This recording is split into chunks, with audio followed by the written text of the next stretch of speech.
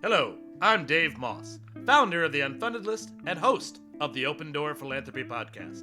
Thanks for joining us, as this year we're exploring collaborative giving. Today, we'll be taking a deep dive into funder collaboratives and talking about funding workforce solutions with Amanda Cage, the CEO of the National Fund for Workforce Solutions. Thanks for giving me so much time. I do long interviews. My audience is small-ish, but they're very serious about their interest in philanthropy. Most of them are working very hard on an issue. And if they listen to this episode, probably this issue.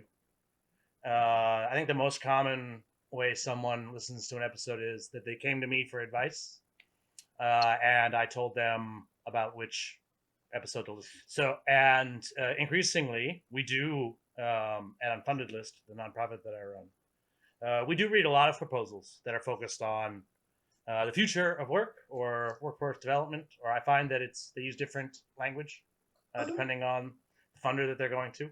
But most of them are people who are eager, have encountered an issue. Maybe they have a potential solution. They're fundraising for it. Maybe they work at a nonprofit that works on this issue. And honestly, there are some people who enjoy listening to Dave Moss talk about anything. I'm not sure how useful that particular group is, right? But they listen as well. So hopefully that gives you an idea of like who'll be listening in. It's people writing proposals, trying to figure out philanthropy, which is a big general topic. And you've had an exciting and professional career in philanthropy. I sent over a list of questions. I probably won't be able to get to all of them. If I did, it would probably take us a very long while. But I have them here. I will select from them as we go. And I look forward to hearing your answers to all of them. All right. Everybody ready? Yeah. Okay. All right. Hello and welcome. This is Dave Moss from the Open Door Philanthropy Podcast. And I'm here with Amanda Cage, who is, I'm pretty sure, the CEO of the National Fund for Workforce Solutions. I got it right? Yep, that's right. I don't always get it right. Welcome to the podcast, Amanda. Can I call you Amanda? Yes, please. Good. If you'd said no, that would have been an awkward start, I think. I like to start with my interviews. I like to start at the beginning. So what was your childhood like? What were you like when you were growing up? Well, first of all, thanks for having me. Start from the start, my childhood. So I grew up in a multiracial family in the 70s and 80s when there weren't a lot of us. My parents, who will be celebrating their 50th anniversary this year. Mazel tov to them. Yeah. My father was from a Black neighborhood in Kansas City, Missouri, and my mom was from a white farming town in Minnesota, and I think they compromised by deciding to live in the suburbs, someplace in between, in the suburbs of Chicago. So I grew up in the suburbs of Chicago in what probably the residents of these suburbs would not necessarily identify themselves this way, but suburbs that were really created in the 50s and 60s as a reaction to white flight in the city. Mm-hmm. There's sort of a ring of suburbs around the city of Chicago. By the time I arrived, that was changing somewhat.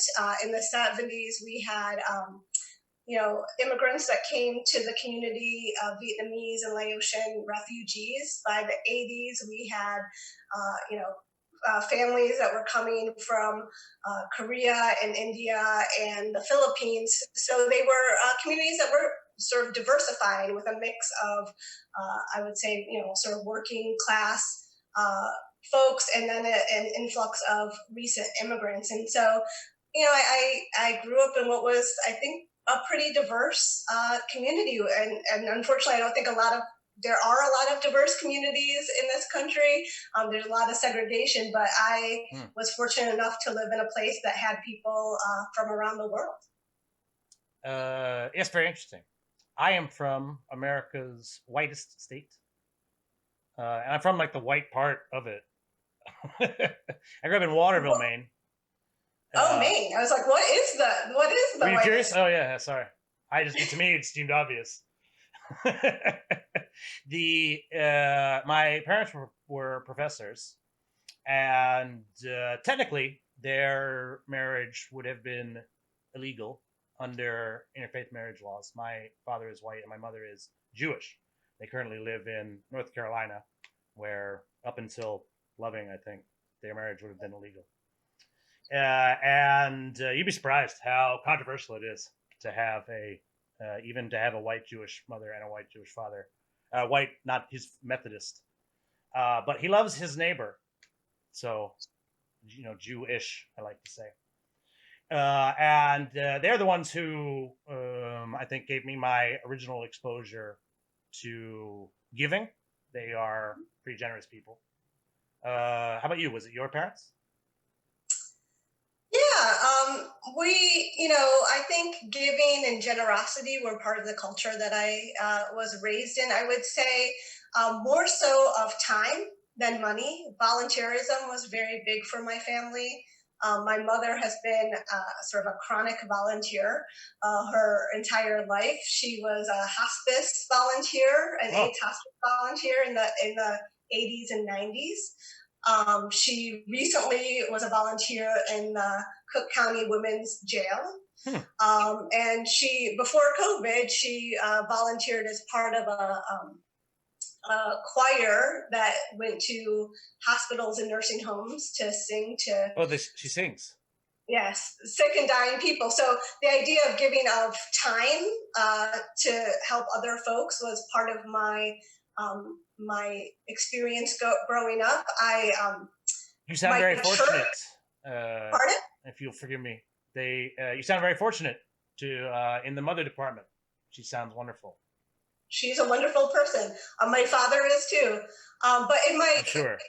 in my church growing up, I we one of the things that happened is my church decided to organize with other churches in the area to become a sort of rotating shelter because of a rise in homelessness in the suburbs. And so another space where like it was just expected of us to sort of give and spend our time on behalf of other people. Is that your? So if you search your memory and try to remember your first giving experience, was that through the church then? Yeah, I would say I have sort of really distinct memories of sitting in a pew at church and my grandparents giving like all of the grandchildren $2 to put into the offering plate, and we always seem to have little can banks to drop in your quarters and your nickels for Oxfam or hunger issues. So yeah, that was definitely a place where giving was part of the sort of the expectation. The actual coin, like a plate. I've seen it, but you see it on TV. The coin thing seems always communal, or whatever. And it's like a nice, funny moment in comedies where like first the husband gives like a little bit, and then right the wife gives him a look, and he gives and he puts a little more in the plate. Like that's a great. That bit works for everybody, right? I just got a laugh out of you just from describing it. The I like to ask folks about their first memories in giving because as children we don't have money, right? So I like to get the I like to get at the root of like where our giving comes from. Do you remember the first time that you like personally decided to donate your time to something? Yeah, I think that's a good question. I think that the first time I thought about regularly giving my time, and it's going back to um, this situation at my church where it was a habitual. This idea that I had sort of a shift at the shelter that was my responsibility. That happened for me in high school, uh, where there was a feeling that it was, I was responsible, and I had a connection to and a responsibility to the folks who came to that shelter for that night to be there. So yeah, I have sort of a idea and a memory of that kind of giving and that kind of obligation to give, if you will. The so beyond the church, I assume you went to school, public school in Chicago. Did you I say? did. I went to public school in the suburbs. Yeah. And then college and such. What did you major in? What kind of degrees did you get? Yeah, so I went to Oberlin College in Ohio, Huh. and it was the only college I applied to. I was very attracted to it because it was the first I don't know if you know about Oberlin College, but it was the first co-educational college in the United States, and first non historically Black college to admit African Americans. So this is back in the 1830s and 1840s, and the Yes, it's idea. the guy who said "Go west, young man." Is also the founder of Oberlin, I think. Uh, The my memory on this is hazy. I grew up on the campus of Colby College, which is a very similar place, and also had some strong abolitionist founder roots. yeah. But I remember hearing definitely it was that Oberlin was the first in some regard. Yeah, and The in terms of abolitionist roots, we've been crisscrossing the country to go to Washington, D.C., and we have been stopping at Oberlin, and it was a stop on the Underground Railroad. So there's literally a sculpture in front of one of the dorms that was one of the spots on the Underground Railroad. So it has a sort of a deep history within the United States. and as I understand, fairly broad liberal arts education. You were Yeah, taking poetry yeah, classes and creative writing and write pottery classes, and alongside your science and your engineering, right? yeah. So it's an interesting school. I studied sociology and African American studies. They did have a program which was unique where students could teach a course to other students, and those folks could get college credit. So yeah, very sort of learning and labor was the motto, and very I would say the student body that's very committed to creativity and learning, like for the sake of learning, right? Not necessarily professional school or credentials, but really focused on sort of like a academic inquiry and study. So I went there for college and had a good experience, and then um, took a long time off of education to work, but eventually went back to graduate school to get a public policy degree at the University of Chicago. Hmm. Very good. So you're learned. Wonderful. Yeah. The did you you are now the CEO of the National Fund for Workforce Solutions, as I previously got right, even without looking at Yep. my notes. Is that what you always wanted to be when you were growing up, going to church? You thought one day I'll be the CEO of the National Fund for Workforce Solutions?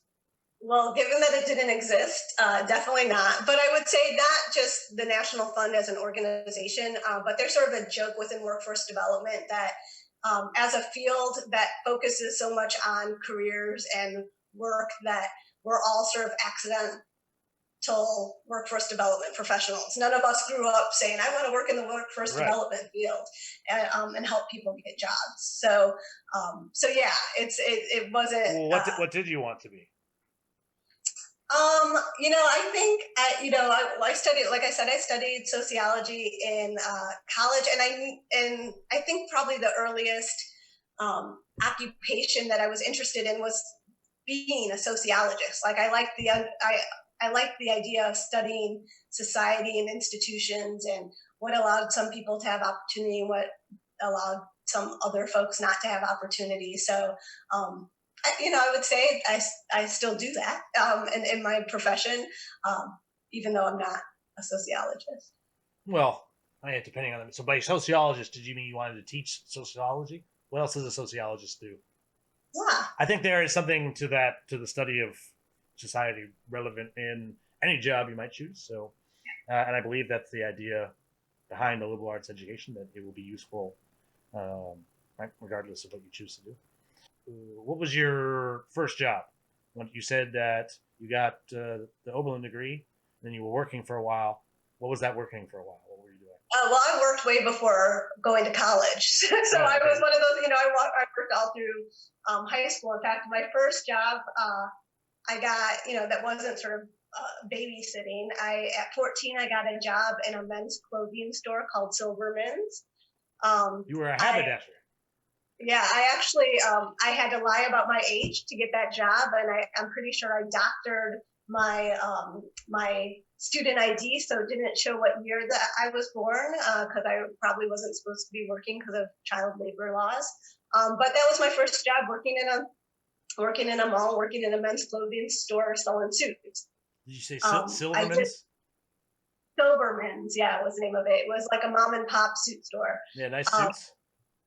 I don't know if they were mid-range suits. Oh, I see. Yeah. Is it still there? No, no. In fact, it went rather early. I think it was the beginning of sort of the buyout of sort of mom and pop retail by sort of corporate entities. In fact, I ended up working for its successor company. But all through high school, I had two jobs. I worked in retail, and then at some point, I also worked at the public library. So sort of had Oh, really? Yeah. Well, that's so the public library. Very interesting. Yeah. So also, so your first job was men's clothing store. Do you find that you have very strong opinions about how suits should fit? I know how. Yes, it's actually very useful knowledge to have for the rest of your life. I can often look at people and tell them what size they wear or why they're wearing the wrong size. So yes, very practical knowledge. My father's first job. If he ever gets around to listening to this, he'll like that. His first job was also in a men's clothing store, and I long ago had to stop buying pants with him. Right? Yeah. Even if he was going to pay for them, it's not worth. It's not worth it. He also had, the way pants are supposed to fit does like kind of change with the styles. Yeah. He tended to have like because of when he worked at I forget the name of his. Yeah. Probably the same place. He might have been. He's from. He spent some time in Chicago. Maybe it was the same place. Anyway. I'll say my first job out of college, which I think was your original question, was being a union organizer. So my first job out of college was working with unions to organize workers. My first campaign was at a hog processing plant in North Carolina, working with workers there. Really? Where? In near Fayetteville, Lumberton, North Carolina, near Fayetteville.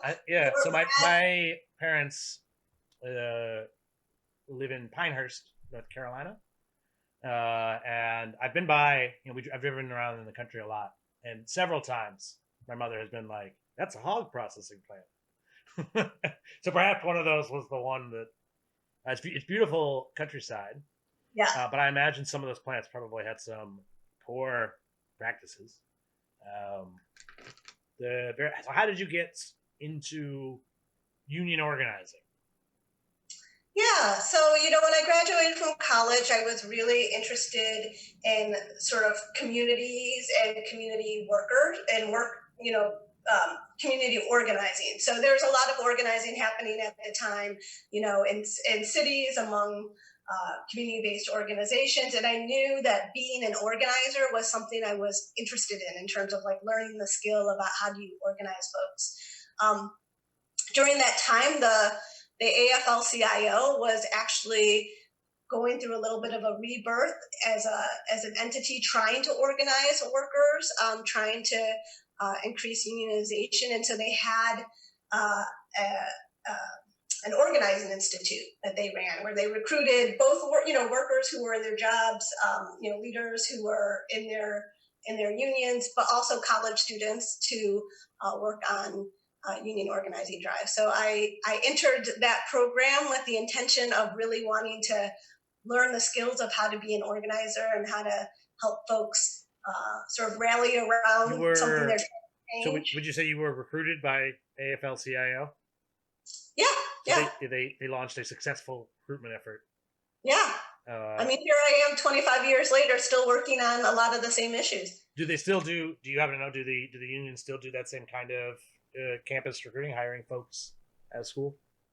Yeah, I don't know. I mean, that was a very specific, from from the AFL-CIO. That was a very specific recruitment. I think individual unions probably do some recruiting, especially when it comes to researchers. There's a lot of research that needs to be done in sort of union organizing drives. Yeah, I can't. I'm trying to think if I remember at Dickinson a union recruiter. Probably not. I imagine, given who's on the board at Dickinson, that they might not want union recruiters there. I'm not I sure if will that's say, I think a lot of students get exposed to unions. This is true. Like when I look at the cohort of people my age who were sort of active in the union movement, a lot of people get connected because of union organizing that's happening on their campus. So, for example, there's a lot of folks who kind of came out of,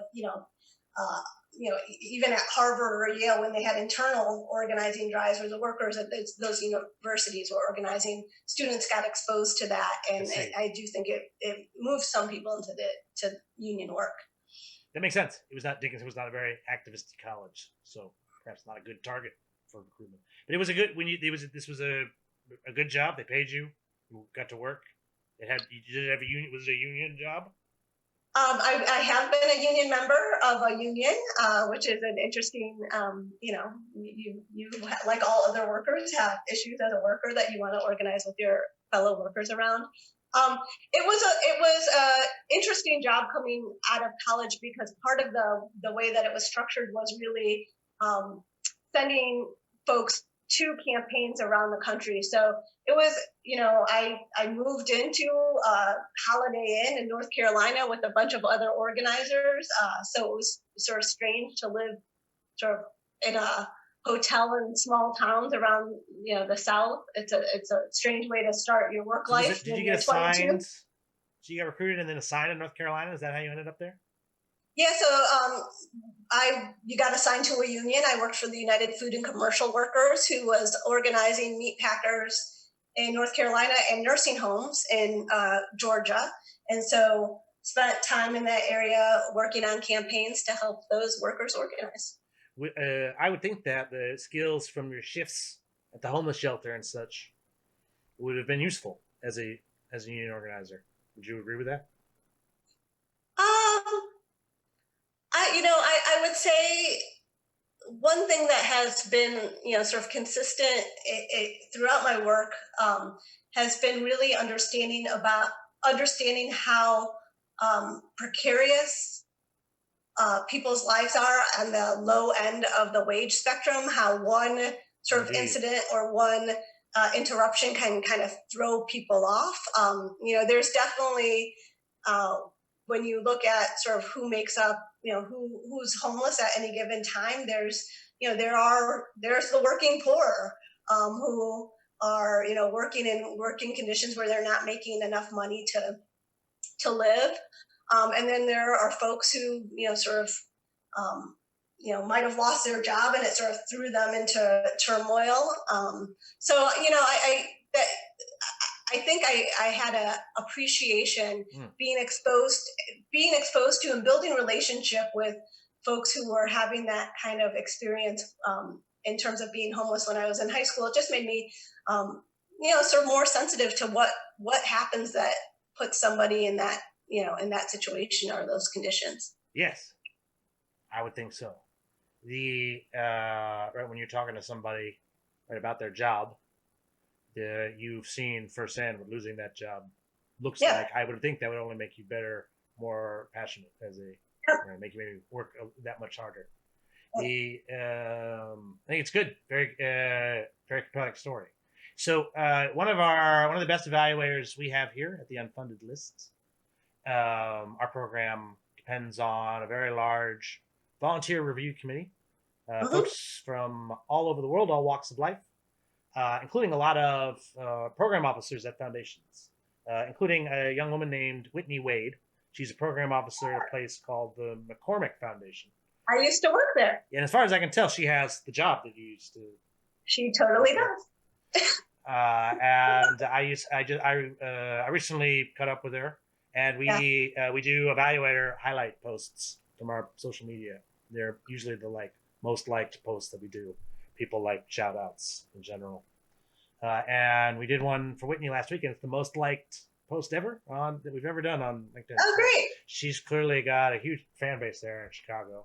And McCormick, and it was interesting I got a chance to chat with her and such about I was actually planning to talk to her anyway. She's been evaluating with us for 5 years, and then I booked this interview, and I was reading about you the day before I was scheduled to talk with her. It became pretty clear, right? You had the same job. And that made me start thinking, right? So at some point you went from being a union organizer in Fayetteville, North Carolina, to a program officer at the McCormick Foundation. Yeah. So we probably have a lot of folks who listen to the podcast and out there in the world who would love, right? So someday, right, 40 years from now, 50 maybe, you'll be retired, and maybe Whitney will be the CEO of the National Fund, right? And so maybe somebody listening now will become the program officer of the McCormick Foundation. Right. So, but in general, that's a cool job, right? Big foundation, large endowment, able to have a lot of influence in Chicago and outside of Chicago. Whereas, right, being a labor organizer, you've got a big organization like the AFL-CIO behind you. That's good, but it's a little bit more scruffy work, I would say.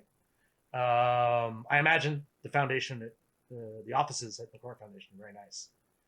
Probably a nice view of Chicago. It was the first place I ever worked where all the furniture matched. yeah, that tracks. So how did you get? So that's very interesting. How does one? Yeah.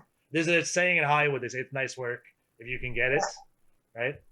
So I actually don't know Whitney, but I do want to go give a shout out to her because I know of her. I don't know her directly, and the reason I know of her is because she really was part of a initiative led with a close colleague of mine to create a Southside Giving Circle. She's the co-chair of the Southside Giving Circle. It sounds very cool. So this, amazing group of African American women who came together and said, "Look, we're not wealthy, but if we pool together our money." And we all decide to give, I don't know what the dollar amount is these days, but it's, substantial but modest. We can have an impact on our community. And so Phaedra Leslie is the name of my colleague who was part of the founding group and just really impressed by the work that they've done. So shout out to her. Well, this is great because like I said, it was the most liked post ever. Yeah, right? Now that you've mentioned her, we can ping her again, right? Take advantage of her significant fan base. Yeah. So I'll say I didn't know anything. Not nothing, but I didn't know very much about philanthropy when I got into it. I'll say that I think I accidentally got into philanthropy. I went from union organizing. I think lots of organizing, however you do it, if it's community organizing or political organizing or union organizing, at some point you burn out because it's hard work. Yep. And so I had been doing it for a long time. I felt very much like that it was the rules were not fair, that the rules were set up for working people to sort of fail in this context, regardless how much work that they did. The labor laws and all of the stuff were kind of working against them. So I decided to go to public policy school. I kind of weighed law school and public policy school as a way to think about changing the rules of the bigger game. And when I was in public policy school, in between the 2 years, there was a summer, and the McCormick Foundation had a fellowship that paid. And so I applied for the fellowship because I was interested in working over the summer and wasn't willing to intern or work for free. I had been past that point in my life. I needed, income. So I worked at the McCormick Foundation as part of I worked at the Chicago Community Trust as part of a fellowship that they had there. And so that's where I got introduced to philanthropy. It was unique to be part of a community foundation because they funded a lot of things around the city of Chicago, right? They're a big funder of lots of different issue areas, lots of institutions. And so it was just a really good place I had moved back to Chicago. I didn't know the city well. It was a good place to learn about, who was out there doing what kind of work. And then when I finished, because I was sort of exposed to that and met a number of program officers and were able to connect with other foundations and their program officers, when the job at the McCormick Foundation became available, I knew about it, which was one thing, right? Like I knew the people who knew that there was a job there, and was able to apply and get it. And so, I think the work at the McCormick Foundation was really helpful because I led the workforce development portfolio, so it gave me great knowledge into understanding workforce development programs and policy. But we didn't just do workforce development. We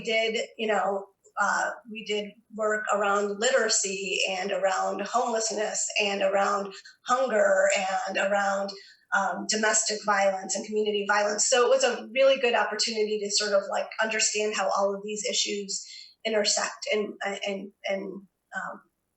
affect each other. Very interesting. And then you ended up at the National Fund for Workforce Solutions. Well, there was a step in between. Step in between.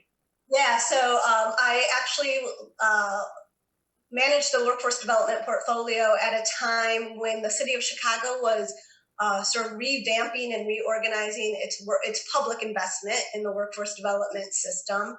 And so I left the foundation world to go work for sort of a partner organization of the city of Chicago, when the mayor of the Chicago at the time was trying to really coordinate all of the different funding sources that came into the city for workforce development. And then out of that, what was that called? The Chicago Workforce Investment Council. So basically the mayor fundraises for a council. So because you've got various companies and stuff, various interests in the Chicago area. It's a little different. So it's sort of based off, there's to the fundamentals of how something like that comes about. So there's all communities have a workforce investment board, which is how federal money gets to localities around job training. So the city of Chicago has a workforce board. The workforce board is made up of a lot of business people and employers by mandate. The federal legislation says that the majority of people on this board have to be employers. And in the city of Chicago at the time, and I've sort of experienced I sort of worked under three mayors over my tenure there. It was Richard Daley at the time, and he was really trying to figure out, there was this big investment from the Department of Labor that came down through the Workforce Innovation and Opportunity Act. But he was also looking at, money came down from the federal government in lots of different pots, right? Some of money came through the housing, HUD. Some money came down through the Department of Education, and really wanting to sort of coordinate that money and figure out what really was the investment that the city was making, how could it be more coordinated, and how could it have more impact. So I left the foundation to go work on that. So I worked in the public workforce system for about 10 years, really looking at sort of the federal investment and also local public investment in workforce development, especially around job training and overseeing what was at the time, though this money has grown, about $75 million that was invested in Chicago and Cook County to help workers get jobs. Very interesting. And complex. I think you can understand how some folks would get confused by philanthropy, particularly like how federal grants work. I'm always interested to learn more about it. It's not something I personally have a background in. Our managing director at Unfunded List is much more experienced in that sort of thing. I'm much more of a family foundation, an individual fundraiser.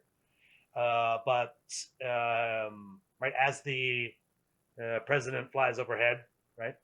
I've been here in DC for a while. Several administration changes. Bush was president when I moved here, and which means several different presidents, but also a lot of different cabinet secretaries. Yep. And we had, including like new ones all the time, it seems, and a new labor secretary seems just yesterday, this week, and he's a big media guy, Barry Walsh. Yes, yesterday I was talking to some prominent Boston funders, and they're excited to have a Boston accent in the White House, Yeah, and he's got a great one. yeah, he I've does. always been a fan of Yeah. of that particular Actually, accent. actually, Um, that's where I did my second, when I was doing union work, started in the South. I sort of did three regions. I started in the South. I did a stint in Boston. So I was in Boston for 3 years so you've working for heard our the labor union. And then out in the Pacific Northwest. So yeah, those of us from, labor in Boston were very excited about Hardy Walsh. yes, and particularly when it comes to grants, Mm-hmm. right? One of the things that so the folks who come to unfunded list are generally right. It's a lot of different people. We've reviewed hundreds of different folks from all over the world, but they have encountered a problem in their lives and they have a solution for that problem, and they need funding for it, right? Mm-hmm. And they may or may not understand how a funding stream works. Right? For most of them, I've been spending the last 4 years saying, the federal government is probably not a good target for you, right? In terms of like new funding, Yeah. we do have some folks who had. There's one group we advise that was mostly funded by the State Department, and they managed to like continue to exist all throughout the previous administration, and are now pretty well positioned going forward. It was a lot of thought and effort and strategy that had to go into that. This is a big change in philosophy, as big a change as I've seen administration wise in my time in DC, much more so than Bush to Obama. Yeah. So what would you say to folks with, and we do advise a lot of people who have the beginnings of workforce solutions. There's probably federal grants for them or new ones coming down the pipe. Now's probably a very good time for a lot of folks. Is why you're part of why you're excited. Is there anything in particular that we should be excited about with a new federal government? Yeah, yeah. There's a lot of exciting things going on. I will say, your comment about accessing public money, there is, and as somebody who sort of lived in both the public sphere and the private sphere, there are different sort of conditions and readiness that you need to be able Yes. to accept and accept that money and be able to you know federal money has a ton of regulation, right? So you need to have some kind of infrastructure to be able to manage regulation. But I'll say about this administration, it's interesting when this time last year when we lost 30 million jobs overnight and we had no idea what this was going to look like. My immediate thought in my experience was like, oh, we didn't know if these people were going to get their jobs. We still don't know if people are going to get these jobs back, right? We're still $10 million, 10 million jobs short. My immediate thought was like, oh my gosh, we're going to need to have a new deal again. Like we are going to have like a 1930s style depression, and we're going to need to get the government is going to have to get involved to yank us out. And then here we are a year later, and those kind of things are being talked about, right? So I do think there's lots of exciting things going on. I think the sort of rescue bills that have just passed, the sort of two that have been really focused on like keeping us stable during this pandemic and during this crisis.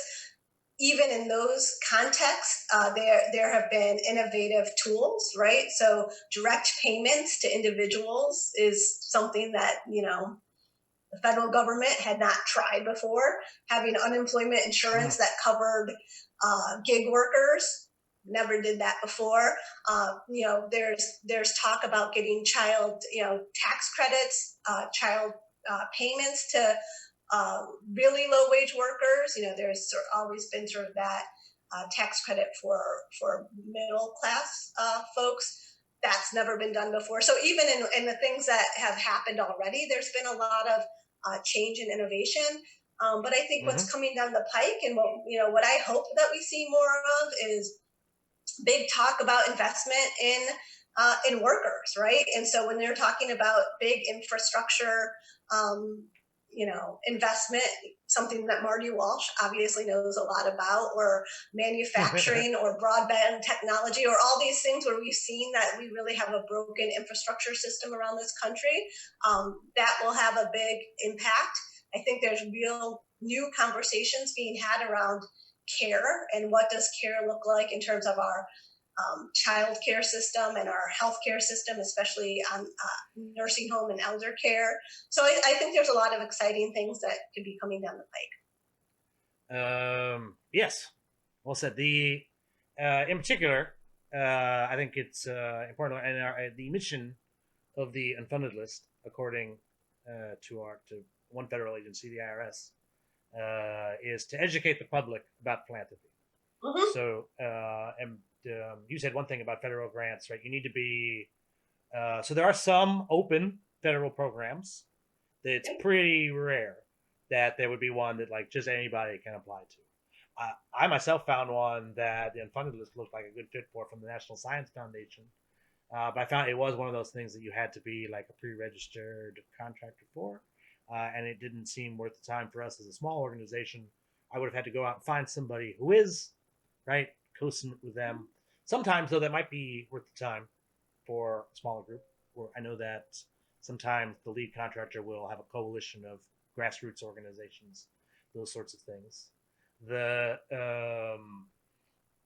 and one of the reasons for it, as far as I can see, is that the fundamental problem with any kind of grant making program is that you get too many applications. Yep. It doesn't matter who you are, what you do. Part of it actually could be fundamentally addressed by your issue, right? If everybody was very comfortable, if their jobs all paid enough, right, and nobody had to worry about health insurance ever, right, right, then perhaps it wouldn't be an issue. But as it stands, if you go out and say, "Hey, we're giving grants," right, you get a lot of submissions.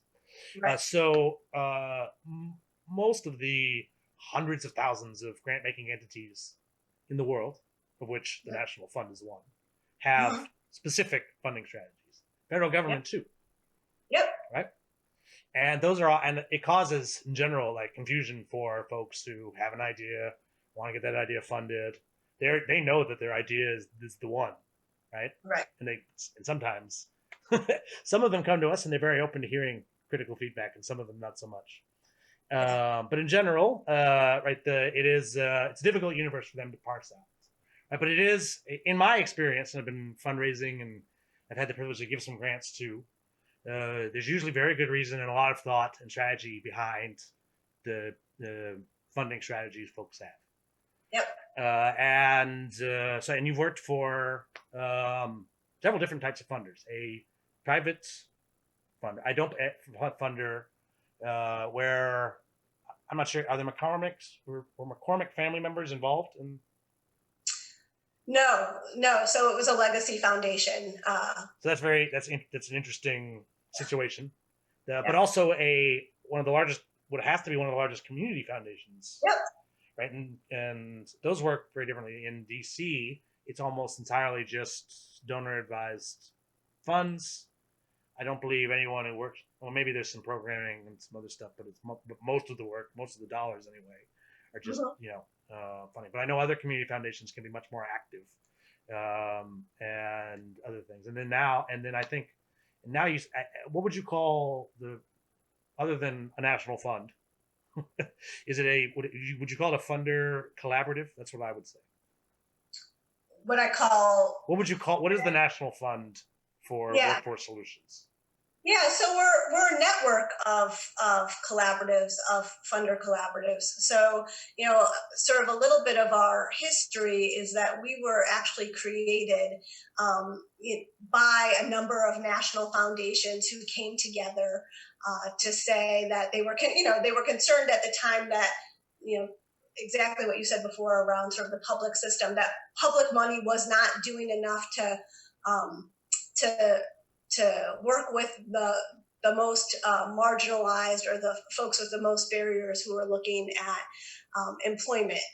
And so a number of national foundations and some of the big names, right, like Ford and Annie Casey and came together and said, let's pool our money and see if we can do some pilot demonstrations and think about how to do this in a way that's a little different. And I think that it's important that that's part of our origin story, because we've taken that model and sort of replicated it in lots of different communities, right? So we're a network of about 30 collaboratives around the country in cities as diverse as San Francisco and Cincinnati and Tuscaloosa and Atlanta, where folks on the ground, traditionally it was foundations and funders, but it's grown to be other kinds of investors, including employers or public dollars, have come together and decided to either align or pool their money on a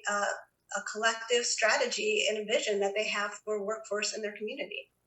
And so it's generally, so that's something I was talking about yesterday with the Rudermans. Most cities, Boston, DC, where I am now, I imagine Chicago, have a base of like very parochial funders.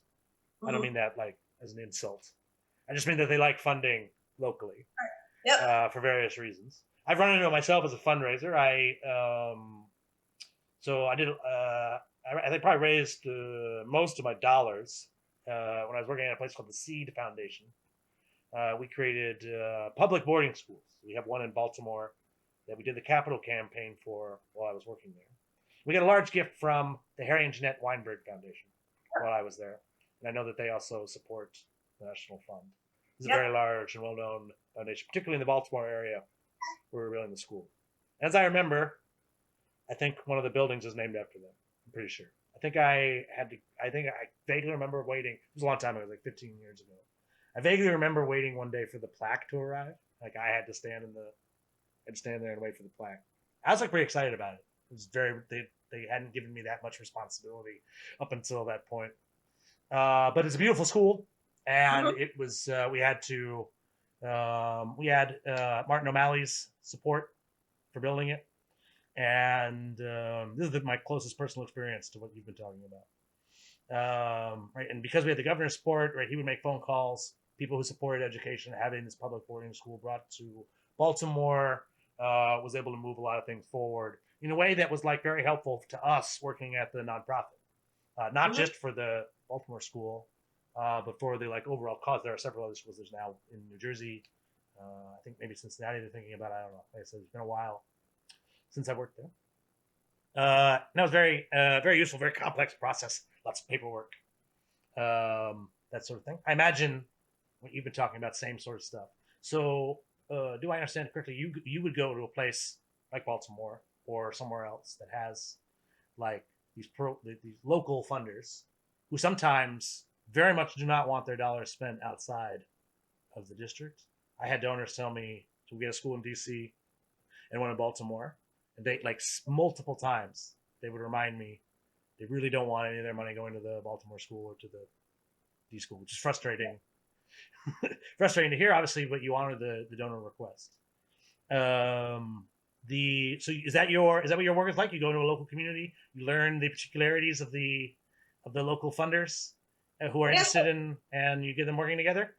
Yeah, so Weinberg's a great example of that because they were part of that original group of national funders who came together. They were there from the beginning. They continue to be a national investor in our work, but they also show up at our Baltimore collaborative. So they sit at the table in our Baltimore collaborative along with other foundations or investors in the area. So it could be, also JP Morgan Chase, also a local family foundation, Association of Black Charities, right? There's a group of folks who have come together to say, let's actually, there are problems that are greater than our institution and anything that we can individually solve. So let's come together and try to tackle some of these bigger issues together. And so the collaboratives that we work with, they're grassroots and locally grown, right? So, when we we have a list of communities around the country who are interested in, for example, in being part of the National Fund Network. And oftentimes, like, our advice to them is, okay, this is what you got to do on the ground, but there needs to be, sort of organizing and, investment and a real desire on the ground. So we don't, for the most part, we don't go somewhere and start something. Something's already there and has really sort of is growing and cultivating.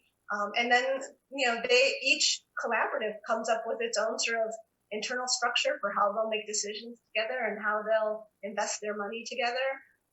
And that's how it works. Mm-hmm. In my limited experience and from the folks I've talked to, that kind of collaboration, very effective stuff, very powerful for communities, almost entirely led by the funders. Mm-hmm. I remember one time where we were at Seed, a couple of the donors on their own came up with this idea. So our students, it was a college preparatory program. They all went off to college.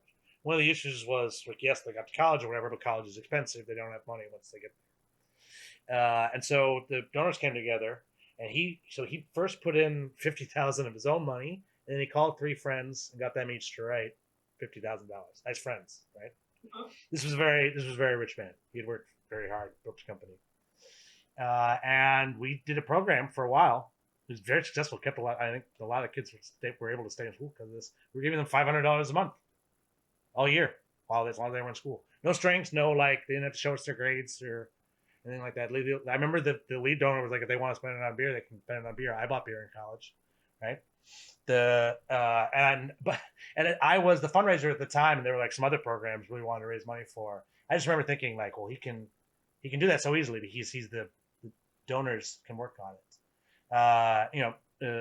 You were a labor organizer, right? And as you said, eventually you burn out and that kind of thing. Perhaps not, if it was really cushy, funded job, if the furniture all matched, right? Came with everything. I was an activist myself for a while, and I know that you just sort of can't do it forever. Those folks now, right? Those are the proposals I read. In particular, we have a cool co-review partnership with MIT. There are various grant-making programs. One of the challenges was once future of work, circular economy, several other things. We also co-review with the Kettering Family Foundation, which is they're in Flint, Michigan, I think. Very large foundation. Kettering figured out how to use Freon for air conditioners, refrigerators, and such. And the foundation gives a lot of grants and stuff and a lot of those are local agencies, similar to what you're working on. But they're definitely not like the big funders that can put that kind of collaborative work together. And a lot of my role here is telling them, like, in order to get into that room, here's what you'll have to do, and it's going to take much longer than you might have hoped. Right? And I've gotten pretty good at explaining that, at helping them figure out what their path forward will look like, implementing their particular solution. Almost always, it will take longer than you think, right? Bill Gates isn't going to fund this now. You can't send this to him now. Right? That's an extreme example, but it does happen. Anyway, help me do my job. These folks who have good potential solutions, working at a high level, right? It's been, in some cases vetted by MIT, semifinalists, finalists there, might be getting the fellowship, right? But they're not they certainly can't apply to Labor Department grants yet, and they're not networked with family funders or other things. What is the role for them in this universe? Yeah, I mean, I have to say, like, for folks who are doing the work on the ground, one of the things that is important for them to understand around funders, whether they be public funders or private funders, is that, funders have something they're trying to achieve, or they have a vision of the world, or they have some mission that drives them. And it really is about trying to understand how you do or do not fit along with that. So, for example, at the National Fund, we have a view that we are trying to really create an equitable future for workers and communities and employers. And we have ways that we think we can make that happen, right? We have solutions that we have identified where we think these solutions will, make movement on those things. And um, so I think, it's important for organizations to understand that. I think that, part of uh, the what is helpful about configuration like the national fund and local funders who come together, it often allows them to sort of take risks and build capacity in some organizations, grassroots organizations, startup organizations, new organizations that might have some innovative ideas, to take a risk on them or to help them build their capacity. And I think that's incredibly important as we are trying to build um, a greater voice, especially of workers of color and organizations that represent and serve workers of color, making sure that they are in there, along with the other entities that have access to these resources that will allow them to do that work. So you do have, so in some of these funder collaboratives, there are direct grants to grassroots organizations. Yeah, that's overwhelmingly how they work, right? So they've brought together their money. Again, either they pooled it or aligned it, but they eventually sort of, in some cases, re-grant that money to direct service providers or to coalitions or to entities that do the work. And generally, will be that'll be included probably in several grants listings, no matter how you're doing your donor research. I know that if you're in the DC area, there are several like grants announcement lists that you need to stay on, mm-hmm. right? I imagine Chicago's got the same sort of thing in the various communities that you live. Like I'm generally telling those folks. One thing that's very interesting, I think it's 211 is the grants hotline in almost every state. Huh. hardly anybody knows about that. But they, in general, the federal government, state government, whatever governments, while it's cumbersome to apply to them, they do want to give the grants. Mm-hmm. And in some cases, like really, really have to. But in general, right, it's a lot of research. You need to find something when you're early on in your career. You need to find some sort of way to be a useful actor on the issue, like you did as a mm-hmm. Labor organizer, right? You build skills, and are able to climb your way up, right? Maybe you may be convinced you know how to solve it today, but right, there's a lot of people have been trying to solve it for a long time. So yep. No matter what issue we're talking about, that's probably the case. And there's been a lot of positive change in the area of workforce development. Yeah. Right. Because workforce development to me sounds, and this is very understandable, but like the funders and corporate folks need talented workers in the future, right? Which means that they have to be talent somebody can profit off of, right? Which is a lot of great skills, right? But they're like specific ones. A story I like to tell our applicants often is that almost every single computer science department in the country was founded with a grant from IBM, mm-hmm. which means, right, which is a mix of philanthropy and training program for IBM. They needed people with computer science. When my mother went to college, you could not major in computer science. By the time I went there, you could in every campus in the country.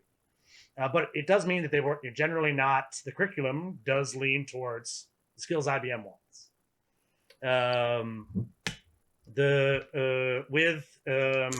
With workforce development, I think the big strength there on that issue, one of the reasons we've had so many wins is labor organizers like your former self and powerful unions and right politicians like Marty Walsh that were. So what can we expect for the future of work? I really like the topic, future of work, and that's what I'm going to start calling this. Yeah. You can continue to call it workforce development. That's in the or workforce solutions. I like that too. Right? Yeah. Because there may be solutions outside just upskilling. My general point there. But what's exciting about the future of work for you?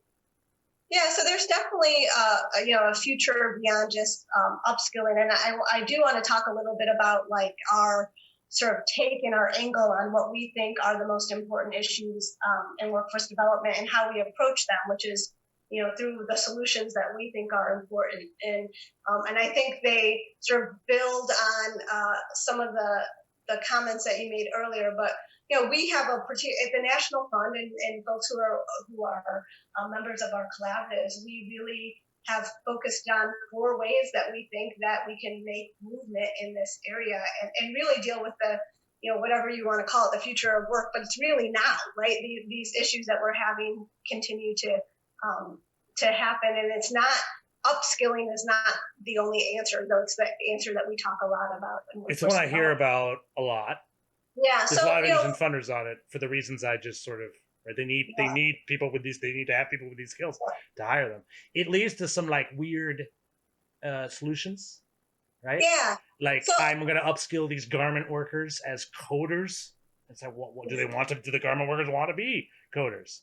Yeah. So I want to talk a little bit about our actual 4 solutions, because you said 4. You have 4 specific. We have 4. Let's do them. Let's do all 4. And upskilling is one of them. So one of our solutions is Equip Workers for Success, which is really about acknowledging that there's skills training that workers need, and industries need to be more thoughtful about how they do that and make it more accessible, and oftentimes like make sure that those opportunities are being made available to a broader audience than they might have an access to today. With Equip Workers for Success, we really think about skills training, but beyond that, really think about what worker supports and what worker engagement needs to happen for those places, for those training programs to be successful, right? So what you just described, do garment workers really want to become coders? Let's actually talk to those workers and understand their lifestyle and understand what they need to be able to make sure they're successful. But we also acknowledge that employers have a role to play in this. So one of our solutions is really about working directly with employers to activate them to make their jobs better. That there is some responsibility of employers to actually think through this themselves. Like, how do they make sure that their jobs are quality jobs, and how do they make sure that they have opportunity within the jobs that they provide to people? We recognize that not just training workers or improving employers' practices is going to necessarily change everything, that there needs to be a focus on changing systems, so that the kinds of institutions that workers, sort of the ecosystem of entities that workers interact with, whether they be, training provider, community colleges, the K through 12 system, wherever they are interfacing with folks, that sometimes those systems and those structures are actually barriers to their success. So we need to be thoughtful about changing those systems, and then co-invest, which we've been talking about this whole time. How do we bring all those resources together, locally and nationally, to make movement on those things? So that is I took some quick notes. The 4 are training workers with new skills. Equip workers for success. Equip workers for success. Yeah. That's great. The second is working directly with employers. Yeah, activating employers to make jobs better. And then systems change. Yep. I like that. That's third. No, we'll make systems change third. It's an ambitious agenda. In no particular order. You're doing all of these in equal measure. And then co-investing, right? Which is you get the Weinberg Foundation and other donors offering training programs, working with employers, and engaging in systems change. Yep. It's very good. It's an ambitious and comprehensive strategy. Thank you. Best of luck with it going forward. This has been a fun and informative conversation for the folks, I think. I hope you've enjoyed it. Is there anything else that I have asked? Questions that I wanted to ask? Is there anything else you would like to talk about? Anything you want to ask me? No, I think, as you said, this is a moment of a lot of possibility. And so we're excited that we feel position both nationally and locally to really try to have a lot of influence and make movement in terms of making sure that this is a economy that works for everybody. Especially folks that we know who have been taking a beating this last year. It is an exciting topic to be working on, I think. I'm the sort of professional that likes to, I would never be able to work on just one thing. I would grow bored with it very quickly. I like Unfundamentals because I read all kinds of different proposals and everything. Do you have is there anything else you want to say to the microphones? No, thank you. All right. Thank you, everybody, for listening. This has been the Open Door Philanthropy Podcast. Best of luck to you with your grant proposals and your other endeavors. Thanks for listening. Thank you.